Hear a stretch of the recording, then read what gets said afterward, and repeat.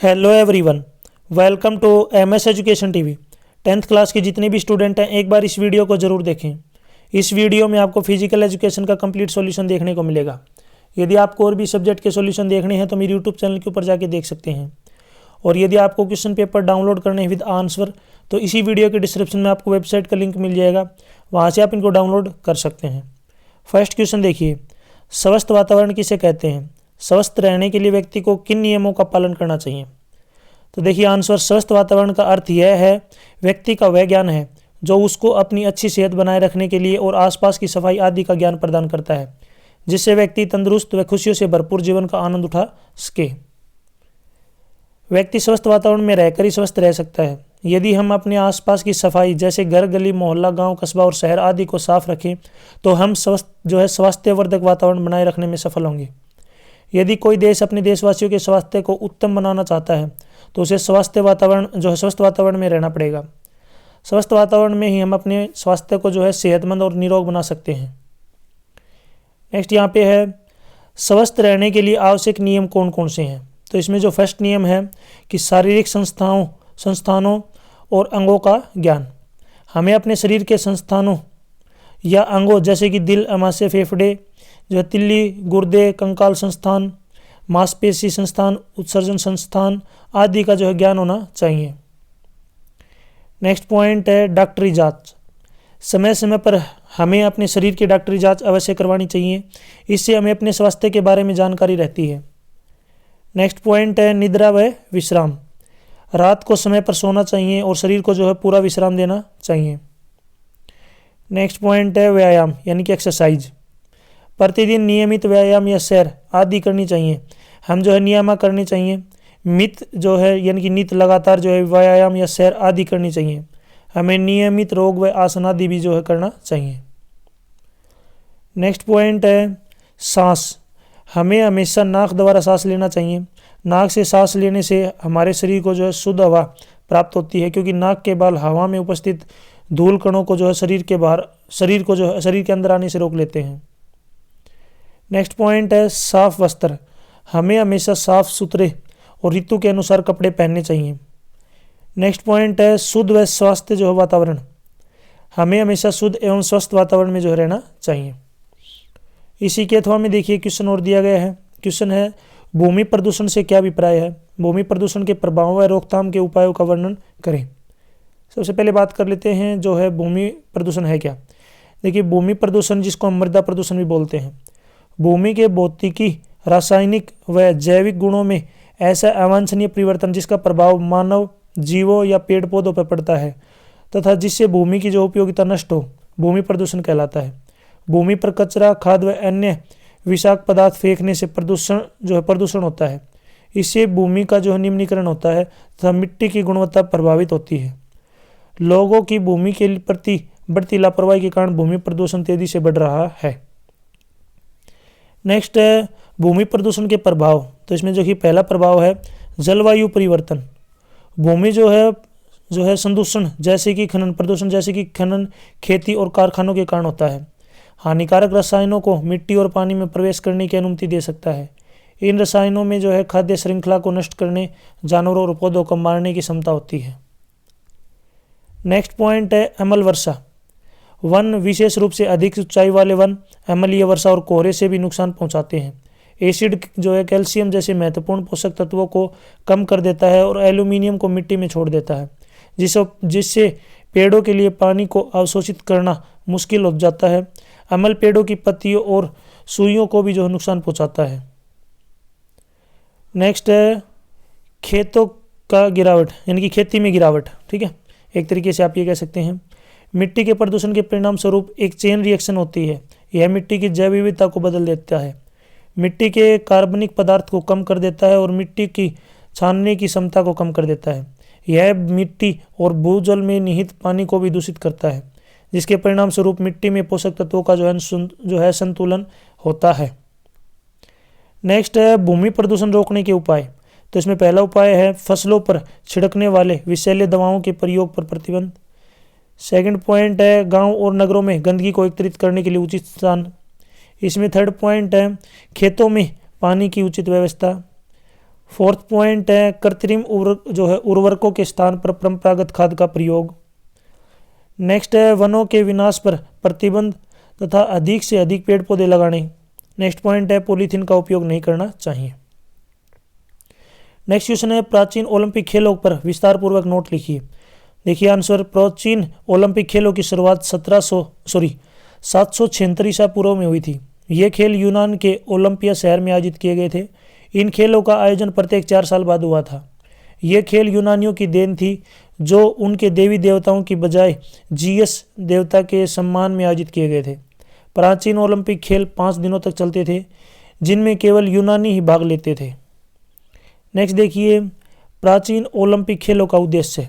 देखिए जिन महीने या वर्ष में इन खेलों का आयोजन होता था उसे यूनानी पवित्र मानते थे। यूनान के राज्यों के बीच अब आपसी झिझक समाप्त हो जाती है। वे वैर भाव को त्याग कर ओलंपिक खेल देखते थे। ग्रीक लोग खुशी खुशी इन खेलों में हिस्सा लेते थे। इसलिए इन खेलों का मुख्य उद्देश्य यूनान के नगर के राज्यों में आपसी लड़ाई और वैर भाव को समाप्त करके उनमें एकता, मित्रता और सद्भावना स्थापित करना था।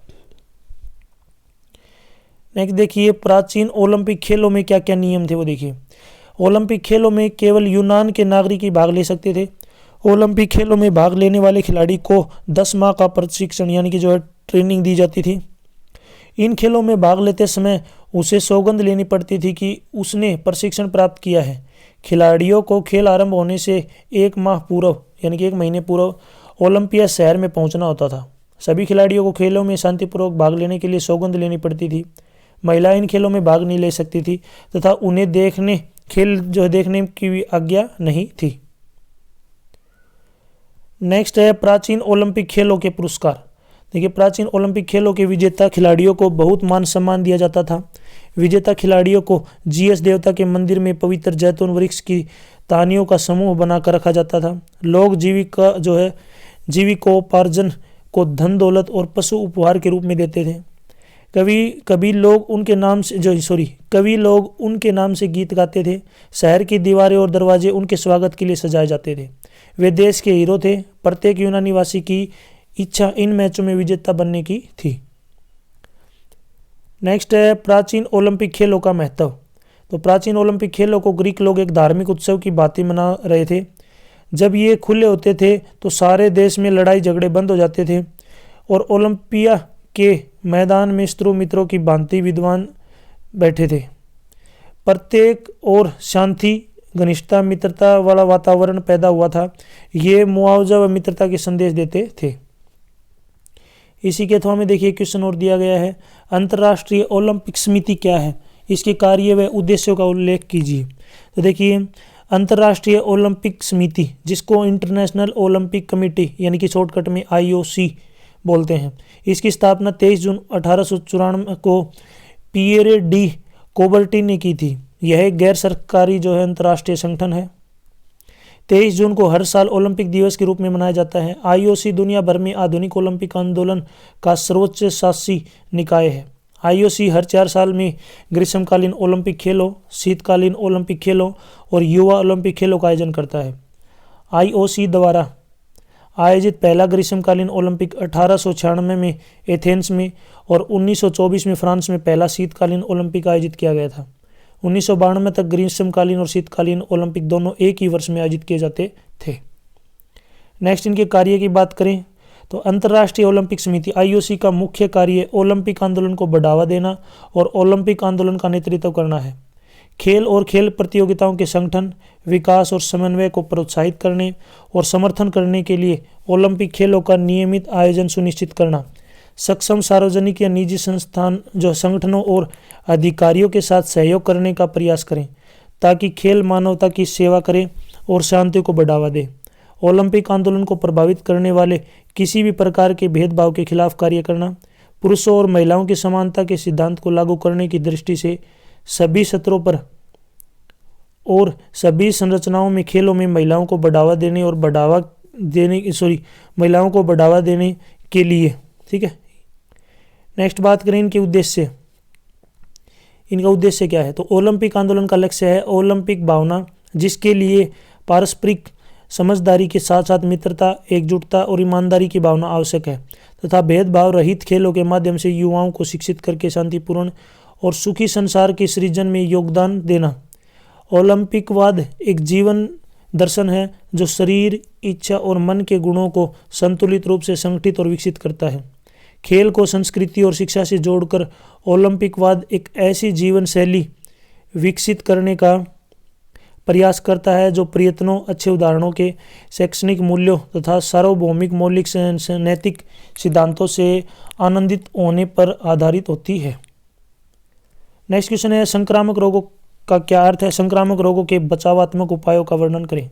देखिए, संक्रामक रोगों का तात्पर्य ऐसे रोगों से हैं जो एक इंसान या जीव से दूसरे इंसान या जीव में फैलते हैं।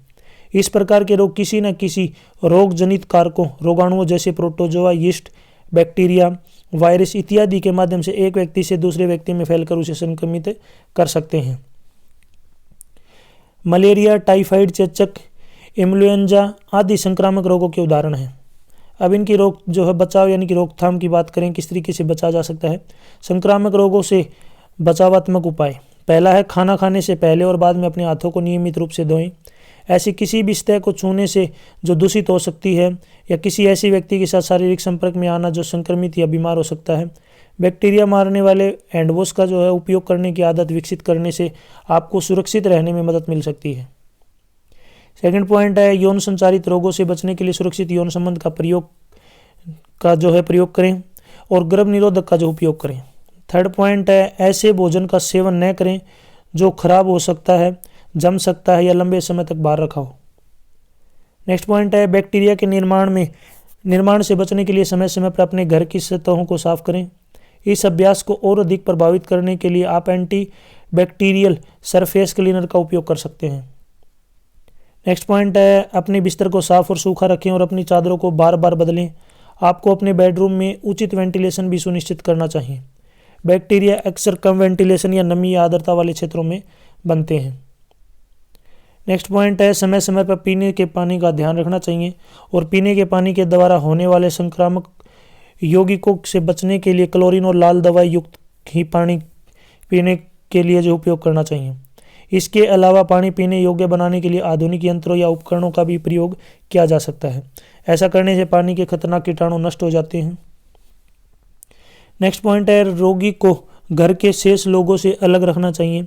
इससे कम से कम व्यक्ति का संपर्क हो सके। केवल 1 या 2 व्यक्ति ही इसकी देखभाल के लिए होने चाहिए। अस्पताल में किसी भी संक्रामक रोग से प्रभावित व्यक्ति को अलग कमरे में रखना चाहिए। इसी के अथवा में देखिए एक और क्वेश्चन दिया गया है, चेचक रोग के फैलने के कारण, लक्षण और इसके बचाव के उपाय बताने हैं। देखिए, चेचक जिसे आप चिकन पॉक्स के नाम से भी जानते हैं। चिकन पॉक्स मुख्यतः वेरिसेला नामक वायरस से फैलता है। ये बीमारी 2 तरह की होती है। पहली छोटी माता यानी कि छोटी चेचक, दूसरी बड़ी माता यानी बड़ी चेचक। इस बीमारी में शरीर के ऊपर लाल रंग के दाने निकल आते हैं।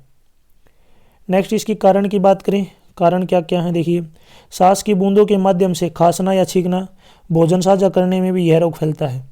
फफोले या त्वचा पर तरल पदार्थ के संपर्क में आने से हाथ मिलाना या गले लगना, दूषित सतहों जैसे दरवाजे के हैंडल या टेबल आदि को छूने से भी यह रोग फैलता है।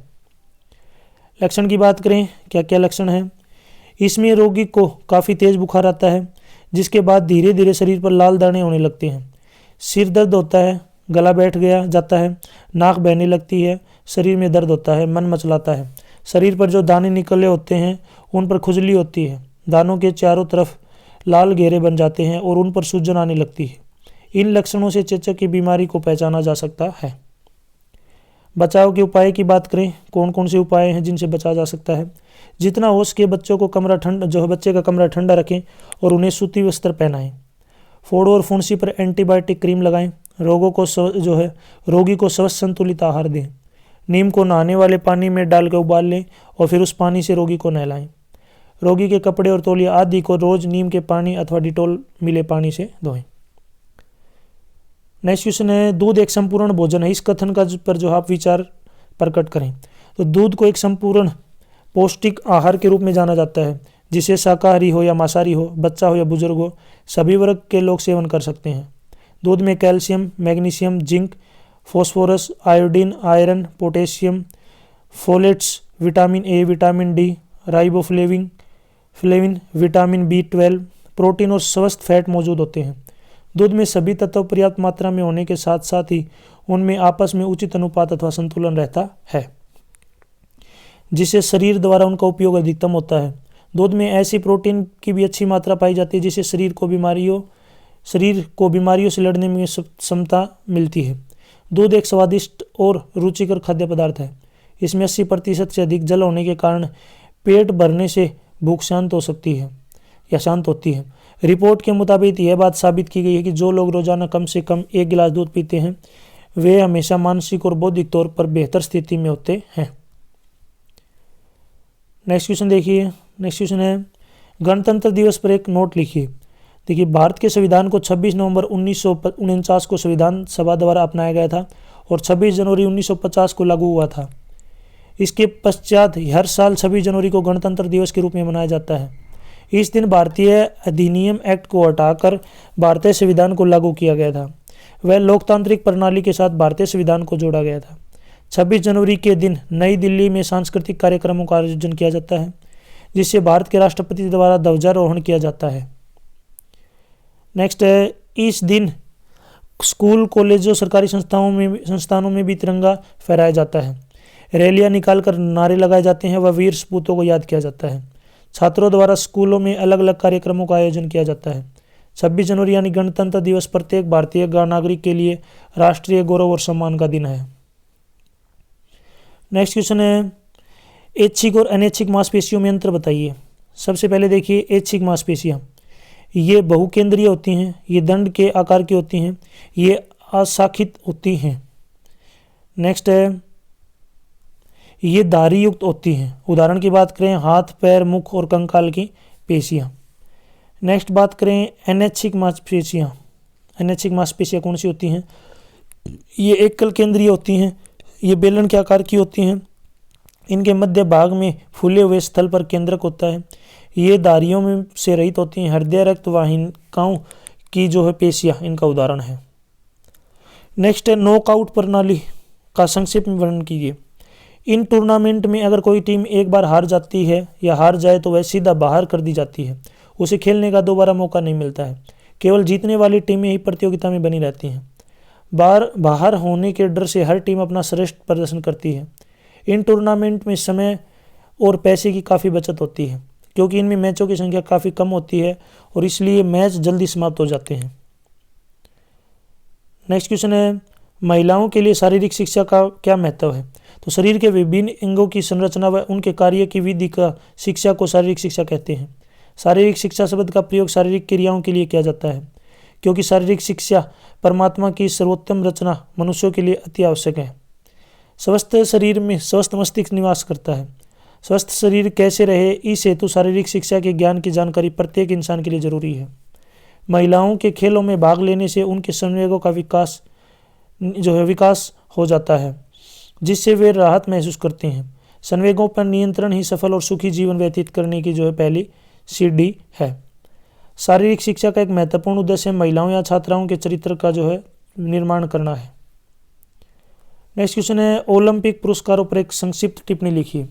ओलंपिक खेल प्रतियोगिताओं में अग्रणी खेल प्रतियोगिता है, जिसे हजारों एथलीट कई प्रकार के खेलों में भाग लेते हैं। ओलंपिक की शीतकालीन और ग्रीष्मकालीन प्रतियोगिताओं में 200 से ज़्यादा देश प्रतिभागी के रूप में शामिल होते हैं। ओलंपिक खेल प्रत्येक 4 वर्ष में के अंतराल पर खेला जाता है। ओलंपिक खेलों में पहले 3 स्थानों पर आने वाले खिलाड़ियों या टीमों को पदक यानी कि मेडल दिए जाते हैं। पहले स्थान प्राप्तकर्ता को स्वर्ण पदक गोल्ड मेडल, दूसरे स्थान प्राप्तकर्ता को रजत यानी कि सिल्वर मेडल और तीसरे स्थान प्राप्तकर्ता को कांस्य यानी कि ब्रॉन्ज मेडल दिया जाता है। इसके अतिरिक्त जीतने वाली खिलाड़ियों को प्रमाण पत्र भी दिया जाता है। नेक्स्ट क्वेश्चन है, हमें भोजन की आवश्यकता क्यों होती है?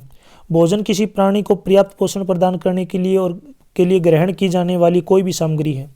भोजन महत्वपूर्ण घटकों से बना होता है, जिसमें कार्बोहाइड्रेट, लिपिड, प्रोटीन, खनिज और विटामिन शामिल होते हैं, जो पौधों, जानवरों या कवक से आते हैं।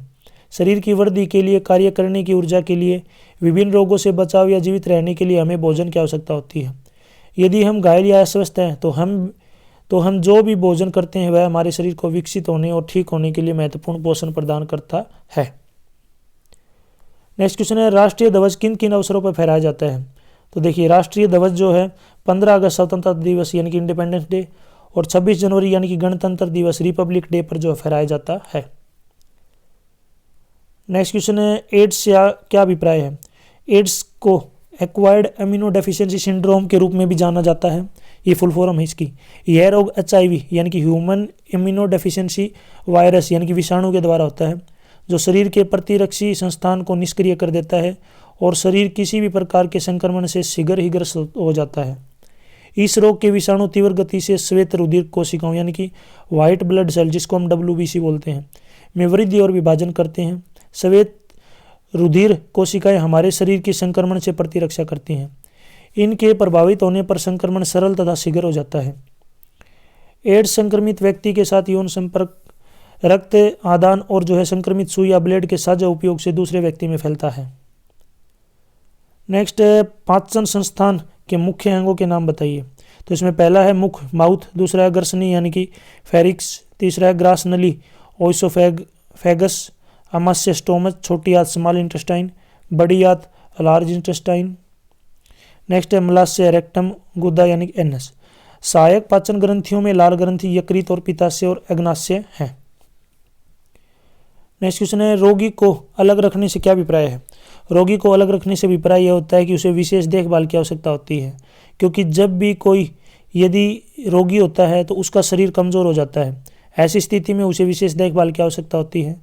रोगी का शरीर कमज़ोर होने के कारण उसकी प्रतिरोधक क्षमता भी कम हो जाती है।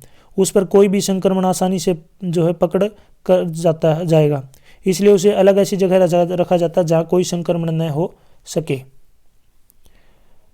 नेक्स्ट क्वेश्चन है, खेलों में भाग लेने से महिलाओं के किन गुणों का विकास होता है? तो इसमें पहला है आत्मविश्वास, सेल्फ कॉन्फिडेंस, दूसरा है आज्ञा पालन की भावना, तीसरा है उत्तरदायित्व की भावना, नेक्स्ट है त्याग की भावना, नेक्स्ट है दृढ़ संकल्प की भावना, नेक्स्ट है समय का पाबंद, नेक्स्ट है अंतर्राष्ट्रीय सहयोग की भावना, नेक्स्ट है आदर्श खेल की भावना, नेक्स्ट है अनुशासन, नेक्स्ट है सहनशीलता एवं धैर्य की भावना। नेक्स्ट क्वेश्चन है, खेल भावना से आपका क्या अभिप्राय है? खेल को जीत या हार की भावना से नहीं, बल्कि खेल के नियमों का पालन करते हुए एकाग्रता व दूसरी टीम के प्रति सद्भावना रखते हुए खेलना चाहिए। खेल में बेईमानी करना खेल की भावना के विपरीत अतः है। सदैव ईमानदारी से खेलें तथा अच्छे खिलाड़ी या अच्छे खेल की सराहना करें, चाहे वो विपक्षी टीम की ही क्यों ना हो। खिलाड़ियों को चाहिए कि वो सट्टाबाजी जैसी गतिविधियों से बचें, जिससे दर्शकों में खेल व खिलाड़ियों के प्रति आदर भाव बना रहे। नेक्स्ट क्वेश्चन है, नींबू में कौन सा विटामिन होता है? तो नींबू में विटामिन C होता है। नेक्स्ट है, ओलंपिक खेल कितने वर्षों के अंतराल पर करवाए जाते हैं? तो ये 4 वर्षों के जो अंतराल पे करवाए जाते हैं। राष्ट्रीय गीत के रचयिता कौन है? रविंद्रनाथ टैगोर। नेक्स्ट है, एड्स दिवस प्रतिवर्ष कब मनाया जाता है? 1 दिसंबर को। नेक्स्ट क्वेश्चन है, MC मैरी कॉम किस खेल से संबंधित है? तो ये बॉक्सिंग से संबंधित है। नेक्स्ट क्वेश्चन है, ओलंपिक खेलों में किस अंतर्राष्ट्रीय महिला खिलाड़ी ने पदक जीता है? तो इसका आंसर आप मुझे कमेंट सेक्शन में बताएं। ठीक है, ये क्वेश्चन मैंने आपके लिए छोड़ा है ताकि मुझे पता चले आपको कितनी नॉलेज है और आपने वीडियो को कंप्लीट देखा है। फिर मैं आपको कमेंट में बताऊंगा किसका आंसर सही है। यहाँ पे ऑप्शन दिए गए हैं, MC Mary Kom, Saina Nehwal, Sakshi Malik, all of this. यानी कि ओलंपिक खेलों में किस अंतर्राष्ट्रीय महिला खिलाड़ी ने पदक जीता है? तो ज़रूर इसका आंसर आप मुझे कमेंट सेक्शन में बताएं। नेक्स्ट क्वेश्चन है, 10 एथलेटिक इवेंट के समूह को क्या कहते हैं? तो इसको क्या बोलते हैं? जो है डेक्थलॉन। तो इसमें ए ऑप्शन राइट होगा। नेक्स्ट क्वेश्चन है, एथलेटिक के में स्टार्ट कितने प्रकार से होता है? तो ये होता है 3 प्रकार से। हृदय में कितने आलिंद होते हैं? तो हृदय में जो है 2 आलिंद होते हैं, 4 नहीं होते, 2 होते हैं। तो C ऑप्शन इसका राइट होगा। नेक्स्ट क्वेश्चन है, एक स्वस्थ व्यक्ति का हृदय 1 मिनट में कितनी बार धड़कता है? तो 72 से लेकर 80 बार तक। वैसे नॉर्मली हम 72 बार बोलते हैं, ठीक है, लेकिन यहाँ पे रेंज अगर दी गई है तो यहाँ पे रेंज है 72 से लेकर 80 बार। तो इसमें ये ऑप्शन सही होगा। नेक्स्ट क्वेश्चन है, ओलंपिक खेलों में पुनः आरंभ करवाने का श्रेय किसे जाता है? तो इसका राइट आंसर हो जाएगा बैरन पियरे डी कोवर्टन को। C ऑप्शन राइट होगा। नेक्स्ट क्वेश्चन है, हमारा राष्ट्रीय पर्व कौन सा नहीं है? तो इसका राइट आंसर हो जाएगा 14 सितंबर, तो इसमें डी ऑप्शन राइट हो जाएगा। ठीक है, यहाँ तक जो अपनी वीडियो कंप्लीट हो चुकी है, वीडियो अच्छी लगी तो उसको लाइक करें, अपने दोस्तों के साथ जरूर शेयर करें। एक क्वेश्चन का आंसर मैंने आपसे पूछा है, उस क्वेश्चन का आंसर आप मुझे कमेंट सेक्शन में बताएंगे यदि आपने वीडियो को ध्यान से देखा है। साथ ही साथ यदि आपको क्वेश्चन पेपर की PDF डाउनलोड करनी है विद आंसर, तो इसी वीडियो के डिस्क्रिप्शन में आपको वेबसाइट का लिंक मिल जाएगा, वहाँ से आप इनको डाउनलोड कर सकते हैं। साथ ही साथ यदि आप मुझे फेसबुक, इंस्टाग्राम और टेलीग्राम पे फॉलो करना चाहते हैं तो उसका लिंक भी आपको इसी वीडियो के डिस्क्रिप्शन में मिल जाएगा, वहाँ से आप मुझे डायरेक्ट फॉलो कर सकते हैं। Thanks for watching.